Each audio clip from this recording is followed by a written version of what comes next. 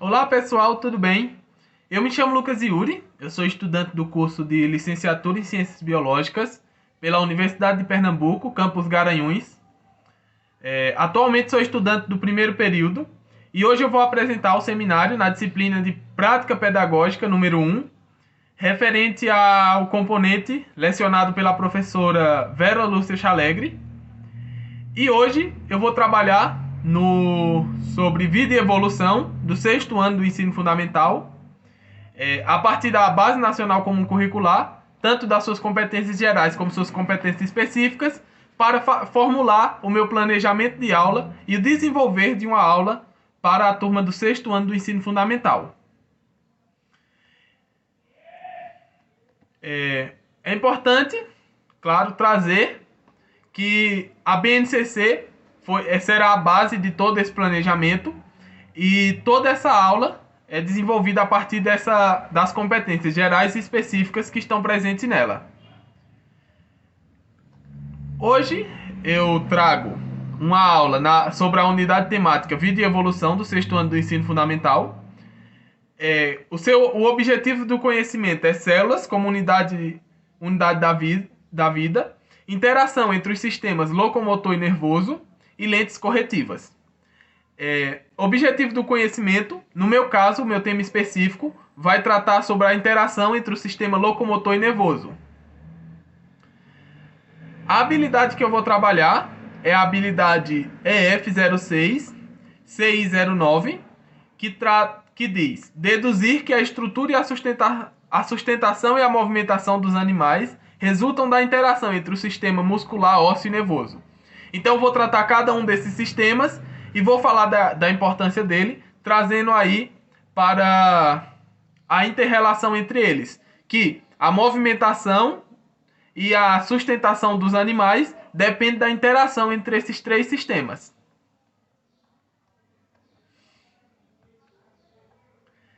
Então, a movimentação e sustentação dos animais. Trago agora três sistemas: o sistema muscular, o sistema ósseo e o sistema nervoso. Esses três sistemas, quando em conjunto, atuam para a sustentação e locomoção do ser humano. Vamos tratar primeiro sobre o sistema esquelético. O sistema esquelético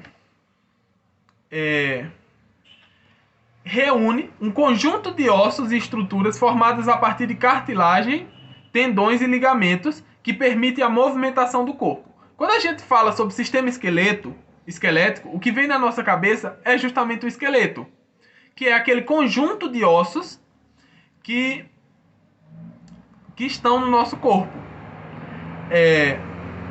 O sistema esquelético, ele permite a movimentação do corpo, a sustentação, o apoio para músculo, a proteção de órgãos vitais, além, é claro, de servir como um local de armazenamento de substâncias, como cálcio, fósforo, potássio, e produzir células sanguíneas. Inclusive, abrindo um parênteses aqui, as células sanguíneas, elas são produzidas na nossa medula óssea, que fica dentro dos ossos. Então, por isso que a produção das células sanguíneas está ligada a esse sistema, porque a medula óssea fica dentro dos ossos. Os ossos em si, que fazem parte do sistema esquelético, são estruturas rígidas. De formas variadas, temos ossos de diversas formas, que apresentam mesma origem e funções. Em conjunto com a cartilagem, eles formam o esqueleto dos animais vertebrados. No caso, todos os animais que têm ossos, que têm coluna vertebral. É importante vocês entenderem que são animais vertebrados aqueles que têm coluna vertebral. O que é isso? É aquele osso que vem desde o crânio, pelas costas, e ele é um segmento de ossos. Eu vou mostrar mais à frente uma figura para que vocês possam entender melhor o que é essa coluna vertebral, para que vocês possam saber o que são animais vertebrados, tá? Mas um indivíduo adulto, ele tem, na verdade, 206 ossos. Mas aí vem uma curiosidade, porque quando se é criança, um bebê, ele chega a ter muito mais ossos que esses 206 de quando se está na vida adulta. Agora, por que isso ocorre? Isso ocorre porque, ao passar dos anos, alguns ossos eles fundem-se. O que é isso? Os ossos eram separados, então tínhamos dois ossos, e esses ossos se juntaram, se tornando um só. Isso normalmente ocorre em ossos do crânio. Então, o número de ossos tende a ser maior em crianças do que no indivíduo adulto. Então, os ossos são divididos em tipos. Ao todo, são 5 tipos. Os ossos longos, curtos, planos, irregulares e sesamoides. Eu não vou pedir a vocês que decorem o nome desses ossos. Mas, por exemplo, se você associar o nome com as características deles, vocês conseguem entender melhor o que é cada um desses ossos. Os ossos longos são aqueles que apresentam um comprimento maior que a largura. Então, são aqueles ossos mais finos, porém compridos. Como, por exemplo, nós temos o fêmur. O fêmur é aquele osso da coxa, o maior osso do corpo humano. Ossos curtos são aqueles que apresentam comprimento e largura e espessura equivalentes. O carpos e tarsos. Se eu falando pelo exemplo assim, pode ser que vocês não entendam. Mas eu vou mostrar daqui a pouco para vocês algumas imagens desses ossos, para que vocês possam compreender melhor e associar melhor o que são esses ossos curtos. Já os ossos planos apresentam um comprimento e largura maior que a espessura. Como assim? Esses ossos são, por exemplo, os ossos da costela. Acredito que vocês já podem perceber os nossos ossos da costela, que são divididos aqui, eles apresentam um comprimento e largura maior que a espessura. O que é isso? Ele é mais comprido, ele é mais largo, não é isso? Chega a ser mais largo, porém a espessura é bem menor. Vamos agora para vocês entenderem. Aqui eu tenho algumas fotos de ossos para que vocês entendam. O fêmur, que eu acredito que muitos de vocês já viram, que é aquele osso da coxa, o maior osso do corpo humano, tá? Ele é um tipo de osso longo. Por quê? Porque ele apresenta um comprimento maior que a largura. Já os carpos são ossinhos pequenos. E eles são classificados como curtos. Por que isso? Porque apresentam um comprimento, largura e espessura equivalente. É como que eles fossem ossinhos redondinhos. Podemos dizer assim. Os carpos aqui nessa imagem são esses em roxo. Por que eu trouxe a mão inteira e não trouxe só os carpos? Porque poderia ser que vocês não associassem. Mas quando vocês ouvirem falar sobre ossos curtos, vocês lembrem dos ossos da mão, que são chamados de carpos. Esses ossos da base da mão. Os carpos ficam mais ou menos nessa parte da mão aqui. Após o pulso e antes da junção antes da emenda onde encontram-se os dedos. Tá bom? E temos as costelas. Eu acredito que as costelas todo mundo entenda. Mas claro, quando você lembra em ossos planos, você vai associar eles com as costelas. Então, um exemplo de ossos planos, as costelas. Temos também, agora, mais 2 tipos de ossos. Como eu falei, ao todo são 5. Nós temos os longos, os curtos, os planos, os irregulares e os sesamoides. Então agora vamos ver os irregulares. Como são os ossos irregulares? Como o próprio nome indica, tá? Eles têm formatos variados. Eles não são como, por exemplo, os ossos da costela, que tem o mesmo formato.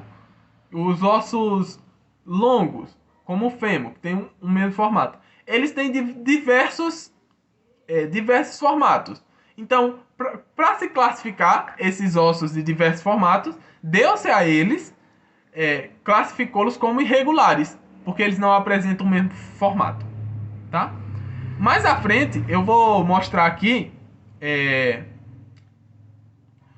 ossos do tipo irregulares, um exemplo de ossos do tipo irregulares, para vocês entenderem melhor. Temos também os sesamoides. São pequenos e arredondados, tá? Além de estarem presentes em tendões e ligamentos. Por exemplo, a patela. Vamos agora ver as imagens para que vocês possam entender melhor. Temos aqui as vértebras. As vértebras são aquelas que se encontram na coluna vertebral. Lembra que eu falei que os animais vertebrados eram que apresentavam coluna vertebral? Então, coluna vertebral é a junção dessas vértebras. Vértebras são essas partinhas miudinhas aqui, que tem uma basezinha redonda e essas 3 pontinhas, tá? Cada uma dessas é uma vértebra. A junção dessas vértebras forma a coluna vertebral. E esses são exemplos de ossos irregulares. Porque vocês percebem que ele não tem um formato uniforme. Por exemplo, ele tem uma parte redonda, mas ele também tem partes compridas, onde a largura e espessura são diferentes. Então, por isso, são classificados como ossos irregulares. E a patela que eu falo, que é classificado como os ossos sesamoides, é esse ossinho aqui do joelho. A imagem que vocês estão vendo trata-se de um osso do joelho. Entre a junção dos dois ossos, existe a junção dos dois ossos, tá? Para formar o joelho. E é como que no meio, entre a junção desses dois, existe mais um osso, que é realmente o que ocorre. E esse osso é chamado de patela. Essa patela é como que fosse para completar o espaço que estava faltando. Então, a patela serve para isso, para completar esse espaço que estava faltando. Estudando esse sistema, vocês têm que saber o que é cartilagem. Se for para resumir, a cartilagem é um tecido amortecedor que reveste a superfície do osso, ao nível das articulações. Vocês vão entender mais à frente o que são as articulações. Mas as articulações são o encontro de ossos. E as cartilagens é um tipo de tecido amortecedor que reveste a superfície dos ossos. Como que eles revestem cada pontinha dos ossos, essas cartilagens. Elas têm uma enorme capacidade de resistência à carga e permite o amortecimento e o fácil deslizamento sem contato das superfícies ósseas. Justamente para que os ossos não se encontrem, que existem as cartilagens. A cartilagem é um tecido vivo, tá? Assim como os ossos. Os ossos também são vivos e eles se renovam. As células dos ossos vão se renovando, tá bom? E havendo em situações normais, claro, quando você está com a saúde joinha, quando você está com uma ótima saúde, em uma condição do seu corpo estar normal, as cartilagens, elas se renovam, elas se formam novas células ao mesmo tempo que uma célula morre. Então, por exemplo, uma célula da cartilagem morreu, então ao mesmo tempo já se forma outra célula. Quando o indivíduo está com a saúde ok. Tá, beleza? A cartilagem de revestimento ósseo é a cartilagem hialina. Por que eu não especifiquei aqui os tipos de cartilagem? Porque não é uma coisa que vocês vão ver agora, tá? Nós vamos se deter para vocês entenderem que as cartilagens é aquele tecido que reveste a superfície do osso, tá? Eu trouxe aqui que o osso de revestimento, a cartilagem de revestimento ósseo é a cartilagem hialina. Ainda existem mais 2 tipos, tá? Mas vocês não precisam compreender esses 2 tipos agora.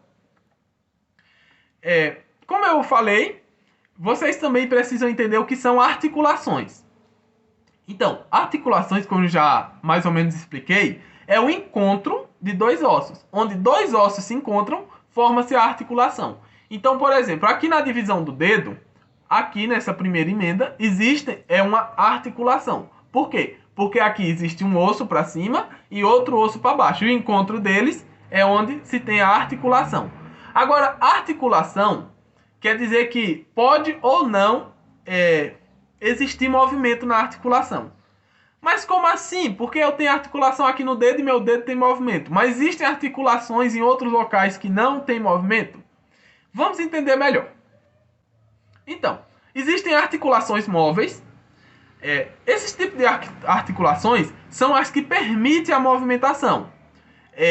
Como exemplo, podemos citar os ossos dos braços e das pernas, como o joelho é uma articulação, um encontro entre os ossos que saem da coxa para o que descem para o restante da perna, é uma articulação. E ela nos permite movimento. Vocês conseguem movimentar essa articulação. Então, lembrando, nós temos as cartilagens que protegem e nós temos as articulações que servem justamente para essa movimentação. Então, nós temos as cartilagens revestindo, tá? Se vocês verem nessa imagem que eu coloquei aqui, vocês podem perceber que o encontro entre os dois ossos, os ossos da perna, e nesse encontro entre esses dois ossos é que existem as cartilagens, tá bom? Que é aquela capa dos ossos. Então, existem articulações móveis, como essa, e existem também articulações imóveis. Agora, por quê? Por que elas são chamadas de imóveis? Porque elas são fixas. Elas não permitem movimentos. Nós não podemos estar movendo essas articulações. Elas não têm como estar sendo movidas. E um exemplo, que para vocês entenderem muito bem, é o encontro entre os ossos do crânio. O nosso crânio, ele é formado por vários ossos. E esses ossos se encontram. E o encontro desses ossos, ele articulações. Porque, como eu falei, articulações são encontro de ossos. E só que elas são classificadas como articulações imóveis, que não permitem movimento. São fixas. Tá bom? Então, a gente já viu sobre o sistema esquelético, mas nós também temos que entender que a movimentação dos animais parte de outro sistema, o sistema muscular. Então, os músculos o sistema muscular é um conjunto de músculo presente no organismo. Então, mas o que são esses músculos? Os músculos são formados por células especializadas. O que são células especializadas? Só para vocês entenderem. Células especializadas são células preparadas para fazer determinada função. Elas fazem determinada função, elas são especialistas naquilo. Quando a gente fala que um médico é especialista em ouvido, então podemos dizer que ele seria uma célula especializada, não é mesmo? Então, os músculos, eles podem tanto ter a contração quanto o relaxamento. Eles têm essa capacidade. Essas células permitem a eles essa capacidade de contração e de relaxamento. Essas células formam diferentes tipos de tecidos e, de acordo com suas características morfológicas, olha, se vocês tiverem alguma dúvida quanto a algumas palavras, vocês podem perguntar, podem mandar a pergunta, tá? Mas essas características são as características próprias das células, tá?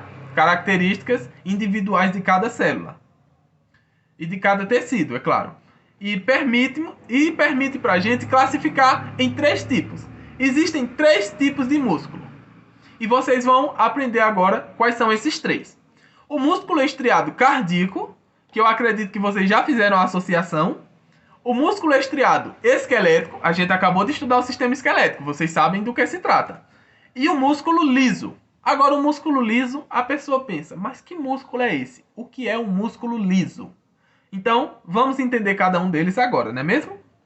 Então, o músculo estriado esquelético é constituído por células longas. Então, tem aquelas células compridas. Vocês já viram que que existem vários tipos de células. E podemos dizer que é uma célula longa, tá bom? Cilíndricas, então ela forma um cilindro, como por exemplo esse lápis. Ela é longo, esse marcador ele é longo e ele é cilíndrico, tá vendo? Então você pode pode associar a uma célula do músculo estriado esquelético como uma célula longa. e você associa, como assim uma célula longa e cilíndrica? Um marca-texto. Um marca-texto seria um ótimo exemplo para vocês entenderem, tá? E elas são multinucleadas. Vocês lembram que a célula tem três coisas, né? A membrana, o citoplasma e o núcleo.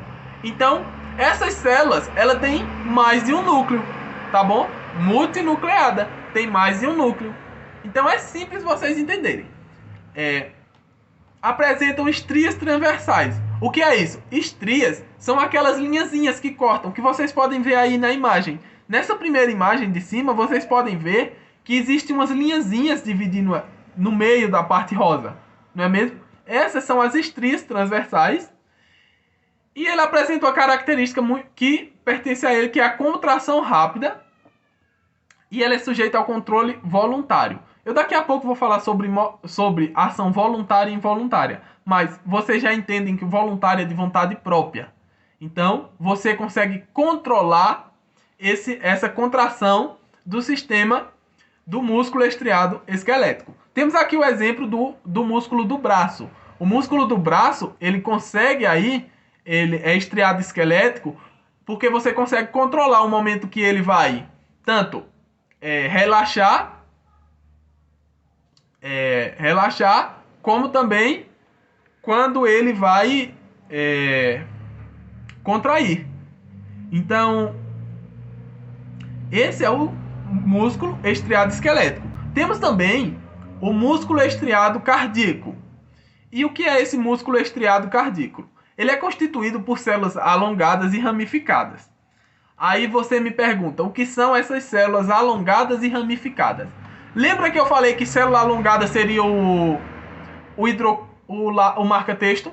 Então, se a gente pegasse e esse marca-texto tivesse, por exemplo, uma partezinha aqui que completasse ele. É uma rama. Você lembra, por exemplo, um pé de feijão? Ele não tem aquela parte da raiz? Seria como várias pontinhas, várias raízes saindo de um hidrocor, tá? Então, vocês podem fazer essa associação. São alongadas e ramificadas, unidas por discos intercelulares. Meu Deus, o que é esses discos intercelulares? Vocês sabem que disco é algo redondo. Então, esses discos intercelulares são tipo um tecido que ele passa de uma célula para outra. Ele está presente em duas células. E quando a gente fala de músculo estriado cardíaco, eu acredito que vocês já associarem com a palavra cardio, que você já consegue associar com o coração. E esse é o exemplo que a gente traz aqui. O coração, ele é formado por um músculo estriado cardíaco. Agora, nós podemos controlar o batimento do nosso coração? Não. Por isso, a contração deles é involuntária, porque a gente não consegue controlar. Eu vou explicar mais à frente essa questão de voluntária e involuntária, tá bem? Mas vocês já conseguem perceber isso, tá bom? Já o tecido muscular liso. Vocês poderiam ter ficado em dúvida. O que é esse tecido muscular liso? O tecido muscular, ele consegue se contrair. E por que é tecido muscular liso? Então, vamos entender melhor. Ele é constituído por células fusiformes. Eita, o que são essas células fusiformes? São células, como podemos dizer, células compridas. São células retas. Podemos dizer assim. Elas não apresentam estrias. Então, vocês lembram daquelas linhazinhas que cortavam? Que eu falei lá no estriado esquelético? Então, o muscular liso, ele não tem essas estrias. Então, ele é liso mesmo. É como que a gente pegasse uma folha de papel. Tá vendo que ela é lisa. Ela não tem nenhuma estria. Ela é lisa. Podemos citar assim como exemplo. E a contração é lenta. Porque, por exemplo, o tecido estriado, o tecido estriado esquelético, você consegue controlar a contração dele. Então, quando você estica o braço, ele relaxa. Então, a contração dele é rápida. O tecido muscular estriado. O músculo estriado cardíaco tem uma contração mais rápida, até porque nosso coração não é tão lento assim para bater. Tem um batimento constante e é um pouco rápido, se for comparado com o tecido muscular liso. Então, onde a gente encontra esse tecido muscular liso? Esse tecido muscular liso, ele é encontrado no tubo digestivo, nas vísceras, que são o nosso intestino grosso, o nosso intestino delgado, tá? Por que liso? Porque o nosso alimento, ele precisa deslizar sobre, tá bom? E ele é encontrado nessas partes, o tecido muscular liso. Agora, o último do nosso sistema, o último sistema que nós vamos tratar hoje é o sistema nervoso. Você já pensa logo, o que é esse sistema nervoso? Então, vamos entender agora o que é esse sistema nervoso para que a gente possa fazer a associação geral sobre ele, tá bom?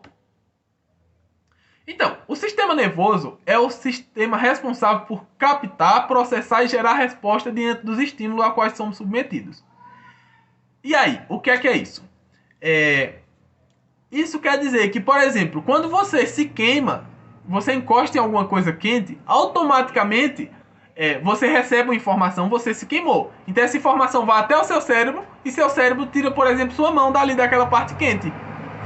É isso que o sistema nervoso faz. A partir do sistema nervoso, ele pega estímulos, o que é? No caso, a quentura no seu dedo, por exemplo, é um estímulo que foi lá para o seu cérebro por meio do... que foi lá para o seu cérebro por meio de toda uma rede que existe dentro de neurônios e receptores, e ele foi lá para dentro, foi lá para o seu cérebro e o seu cérebro processou. Ele disse: eu estou me queimando. Então o que é que o seu cérebro entendeu? Eu tenho que sair dessa, eu tenho que tirar minha mão daí. Então você automaticamente tira a mão. Isso é o sistema nervoso em si, tá? Esse sistema é o responsável por a gente sentir e reagir a diferentes alterações que ocorrem à nossa volta e até mesmo dentro do nosso corpo. Então, o sistema nervoso, ele é dividido em sistema nervoso central, que é formado pelo cérebro e a coluna vertebral. Lembra que eu falei que eu ia explicar a coluna vertebral? Então, a coluna vertebral é essa partezinha que sai aqui. Você vê o cérebro aí em vermelho na imagem e você vê esse tracinho aqui. Isso é a coluna vertebral, tá? E a parte do cérebro com essa partezinha vermelha aqui é o sistema nervoso central, tá bom?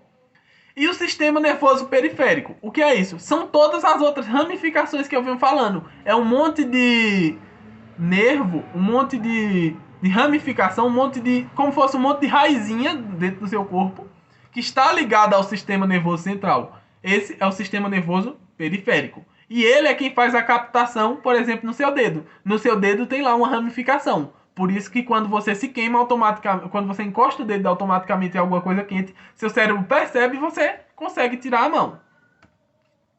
Então, quando a gente fala de sistema nervoso, a gente tem dois tipos de... Ele controla nossos movimentos e nossas ações. Lembra que eu falei que ele controlava tudo isso? E existem atos voluntários e involuntários. Então, os movimentos voluntários é o tipo de movimento que depende da nossa vontade. Por exemplo, bater palma. Isso depende da nossa vontade. Ele controla aí, é a partir desses atos voluntários que a gente consegue controlar. Tudo que a gente consegue controlar torna-se um ato voluntário ou um movimento voluntário, tá bom? Já os atos involuntários são aqueles que acontecem sem que a pessoa consiga ter controle. Como, por exemplo, o batimento do coração. Como eu falei lá no sistema, lá no tecido estriado cardíaco. Lembra que eu falei que ele é involuntário? Porque a gente não consegue controlar a contração dele e o relaxamento desse músculo. Então são atos involuntários. O batimento do nosso coração é involuntário, porque a gente não consegue controlar, tá bom? Então, existem outro tipo de atos reflexos. O que é isso? Lembra que eu falei que quando você encosta a mão em alguma coisa quente, automaticamente você tira? Porque isso é um ato reflexo. Seu corpo percebe que aquilo ocorre uma reação quando você, por exemplo... Eu tenho aqui esse exemplo daquele exame que eu acredito que muitos de vocês até viram quando mais na infância nos desenhos, que ele batia com o martelo e o pé levantava. Isso é um ato reflexo. Você encostou em algum lugar e isso fez com que outra parte do seu corpo se movimentasse. Isso é um tipo de resposta automática. Seu corpo, ao perceber alguma coisa, ele pega e responde a isso. Tá bom? Então, agora, vocês precisam entender que esses três sistemas que a gente tratou hoje, eles são interligados. E o sistema nervoso ele tem uma importância fundamental dentro disso. Eu queria que vocês entendessem que o sistema nervoso, ele está ligado ao cérebro, por isso essa palavra neural, tá? Ele é responsável por controlar todas essas ações, voluntárias, involuntárias, a digestão, batimentos cardíacos, tudo aquilo que ocorre no nosso corpo, o sistema nervoso é responsável. De modo geral, ele representa a rede de comunicação do organismo. O que é isso? Todas aquelas linhazinhas que tem lá naquela imagem, ele é como fossem os receptores e é ele que comanda tudo. É lá que recebe as informações e é a partir de lá que as informações são levadas para outro lugar. O cérebro, ele é o controle geral. É como que fosse a CPU do seu computador. Tá bom? Então, é lá que ocorre o controle de tudo que... Ele é o centro de comando de todas as suas ações, de todas as mensagens dentro do seu corpo. Tá bom? Então, como ele é o controle de tudo, existe uma associação entre o sistema esquelético, o sistema muscular e o sistema nervoso. Por quê? Porque os atos voluntários são aqueles que a gente controla, não é mesmo? Então, andar a gente consegue controlar. Mas, por exemplo, se a gente só pudesse controlar o andar, mas se a gente não tivesse o sistema esquelético, você conseguiria andar sem os ossos? Sem os ossos, nosso corpo seria como uma gelatina. E dessa forma, existe uma associação entre o sistema nervoso, lembra lá, aquele do cérebro, e o sistema esquelético, que é os nossos ossos. Como a gente associa isso ao sistema muscular, os nossos músculos? A mesma coisa. Os batimentos do nosso coração, eles ocorrem. Mas por que nosso coração bate? Porque nosso cérebro, nosso sistema nervoso, ele está dizendo que o coração precisa bater. É dessa forma que ocorre essa relação. Então vocês têm que entender que o sistema esquelético, o sistema muscular e o sistema nervoso, eles trabalham juntos. Para que você possa se movimentar, para que seu coração possa bater, para que você possa fazer a digestão do que você come. Então existe uma associação entre isso. Tá bom, pessoal? Eu espero que vocês tenham aprendido. Essa foi a nossa aula de hoje. Mas é claro que para praticar um pouquinho, para vocês testarem o que aprenderam, nós vamos fazer uma atividade, tá? Então vamos praticar o que aprendemos, tá? Eu vou entregar a vocês vão receber agora uma atividade sobre esses três sistemas, com algumas perguntinhas fáceis e também falando sobre essa interação, tá? Perguntinhas fáceis só para vocês manterem aí na cabeça de vocês o conteúdo, tá bom? Então, caso vocês ainda tenham alguma dúvida, é só mandar para mim, tá bom? E eu espero que vocês tenham aprendido e até a nossa próxima aula.